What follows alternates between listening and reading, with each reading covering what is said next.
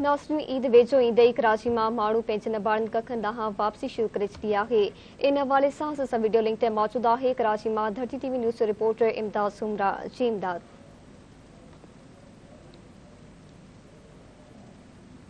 जी बिल्कुल ईद वेझो ईंदे ही जेको आहे मुसाफ़िर जेके उहे पंहिंजनि ॿारनि ॻोठनि तरफ़ जेको आहे सो ईद मल्हाइण लाइ वञी रहिया आहिनि। असां हिन वक़्तु कैंट स्टेशन ते पिणु मौजूदु आहियूं।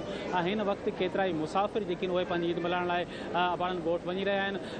कंहिं मुसाफ़िर सां ॻाल्हाइण जी कोशिशि कंदासीं त इन जो रेलवे जे हवाले सां जेको आहे सो कहिड़ो मौक़ुफ़ आहे, रेलवे जा इंतज़ाम जेके उहे पिणु कहिड़ा कया विया आहिनि, उन हवाले सां हिकु मुसाफ़िर मौजूदु आहे। भाईजान ये बताएं आप कहाँ जा रहे हैं? मीरपुर खास। अच्छा, मीरपुर खास जा रहे हैं। कैसी सहूलत है यहाँ? सहूलत अच्छी है, ज़बरदस्त है। अच्छा, आप जो मीरपुर खास जा रहे हैं, आप किस हवाले से जा रहे हैं? मैं घर जा रहा हूँ ईद के लिए। अच्छा, आप ईद मनाने जा रहे हैं अपने बच्चों के साथ? जी जी।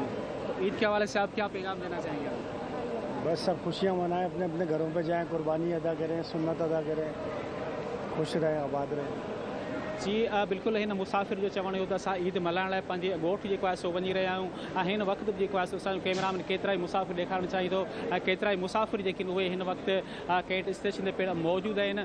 जॾहिं त हिन वक़्तु कैंट स्टेशन ते कुझु ट्रेनूं जेके उहे लेट आहिनि, जंहिं सभु मुसाफ़िर जेके उहे हिन वक़्तु कैंट स्टेशन ते पंहिंजे ॻोठ वञण लाइ जेको आहे सो उते इंतज़ारु करे रहिया आहिनि। जिन असांजी रेलवे इंतज़ाम सां पिणु ॻाल्हि ॿोल थी आहे, उन्हनि जो पिणु इहो मौक़ुफ़ आहे त हिन वक़्तु रेलवे जेके ट्रेनूं जेके उहे पंहिंजे टाइम ते निकिरियूं, लेकिन कुझु जेको आहे सो फ़नी ख़राबी सबबु ट्रेनूं अधु कलाक खां 20 मिंट जेके उहे पिणु लेट थी रहियूं। जॾहिं त सुभाणे खां जेको आहे सो रेल इंतज़ाम जो चवणु आहे त सुभाणे स्पेशल ट्रेन जेको आहे सो कराची खां रावलपिंडी पिणु रवानी कई वेंदी, जंहिंमें जेको आहे सो मुसाफ़िरनि जी सहूलियत लाइ जेको कराची, नवाबशाह, हैदराबाद ऐं ॿियनि इलाइक़नि में जेको आहे सो उते पिणु उन्हनि जो स्टाफ आहे जेकी मुसाफ़िर जेके उहे हिन में स्पेशल ट्रेन में पिणु सफ़र करे सघंदा।